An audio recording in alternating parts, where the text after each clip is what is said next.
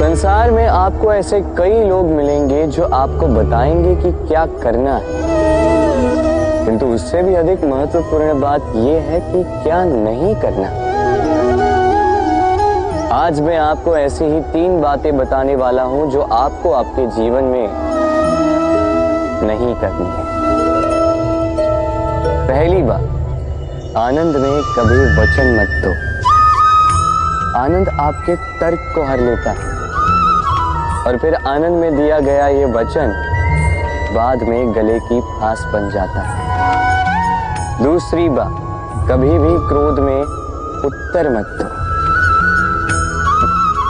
क्रोध आपके विवेक को खा जाता है, भविष्य दृष्टि को बाधित कर देता है और फिर कुछ क्षण के लिए आया ये क्रोध, इसमें दिया गया उत्तर बाद में जीवन भर के लिए प्रश्न बन जाता है। और तीसरी बात, कभी भी दुख में निर्णय मत लो। दुख आपके सोचने समझने की क्षमता को सीमित कर देता है और दुखी मन से लिए गए निर्णय सदा दुख ही देते हैं। सच कहा जाए तो वचन, उत्तर और निर्णय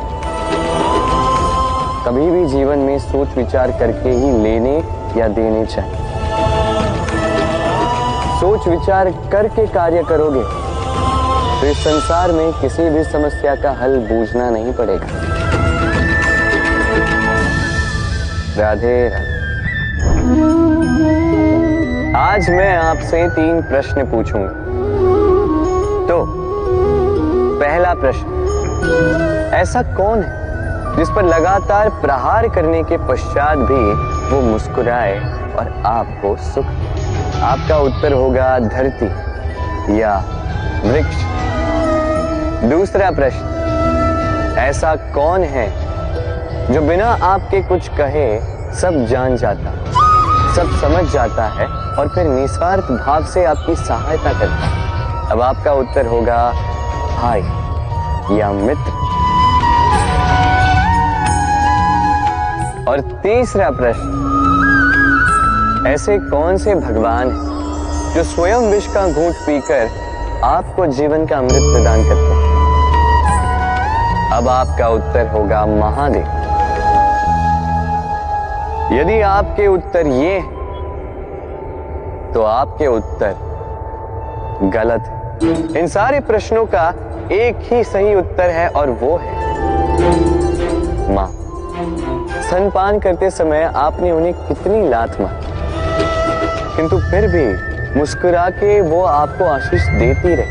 आपके बिना कुछ कहे वो सब जान जाती है और इस जीवन की कठिन परिस्थितियों के विष का घुट पीकर आपको सुख का अमृत देती है। इस जीवन में आप कुछ भी कर लीजिए, अपनी माँ का ऋण कभी चुका नहीं पाए। यदि कुछ कर सकते हैं तो जीवन के आनंद में, उद्भव में और धन्यवाद में अपनी माँ को स्मरण करें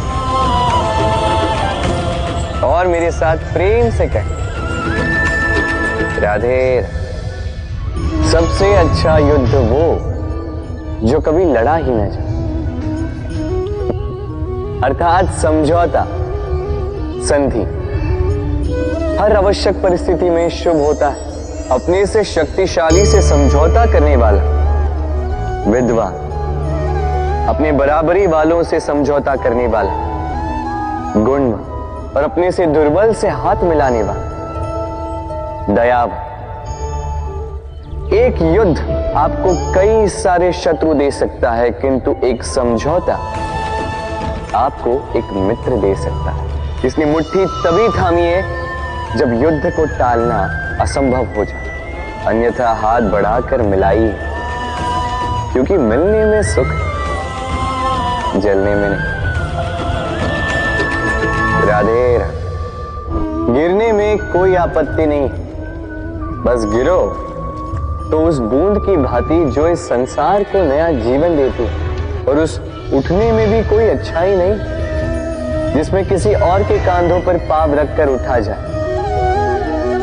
अपने अस्तित्व को खोने में कोई बुराई नहीं, और उस बीज की भांति जो एक नए वृक्ष को अस्तित्व में लाता है, परंतु उस अस्तित्व को बनाने का भी क्या लाभ जो किसी और के स्वप्न को बिखेर कर बने। क्रोध में कोई बुराई नहीं, यदि वो किसी दुष्ट को मार्ग पे ले आए, परंतु उस मौन, उस दया का क्या लाभ जो आपको दुर्बल बना। अर्थात अच्छा या बुरा कर्म नहीं होता, बस वो कब, किस स्थान पर और कैसे किया जाए, वो निर्णय अच्छा या बुरा होता। यदि सही समय पर करो तो वो गुण है, अन्यथा वो गुण जो भीतर तक आपको खाता जाए। राधे राधे। मनुष्य सदा सोचता है फल के विषय कि मैं जो करने जा रहा हूं उसका फल क्या होगा, उसका परिणाम क्या होगा। पर इसकी चिंता क्यों? क्योंकि कर्म यदि शुभ हो तो परिणाम बुरे हो ही नहीं सकते। शुभ की इच्छा से कार्य करने वालों को फल की चिंता कैसी? जो फूल बेचते हैं उन्हें कभी कभार कांटे अवश्य चुभ जाते हैं, किंतु सुगंध उनके हाथों में रह ही जाती है। हीरे की खोज में कोयले की खान में उतरे व्यक्ति पर कालिख भले ही लग जाए, किंतु हाथों में हीरा अवश्य लगता है। इसलिए शुभ भावना से कर्म कीजिए, परिणाम भी शुभ ही होंगे। तो प्रेम से राधे राधे। अपने मन के पास आने के लिए सबसे दूर जाना ही होता है, दूर सबकी दृष्टि से, दूर हर उस बंधन से जो हमारे मुक्त होने में बाधा है।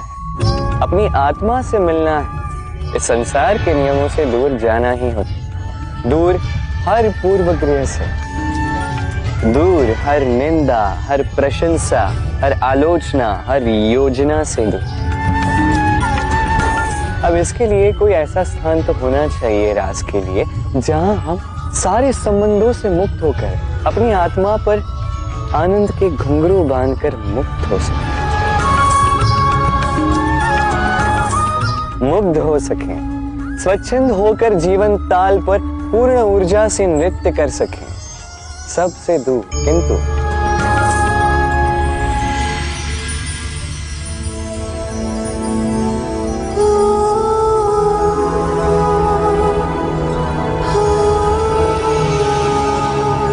किंतु एक साथ, एक दूसरे के साथ।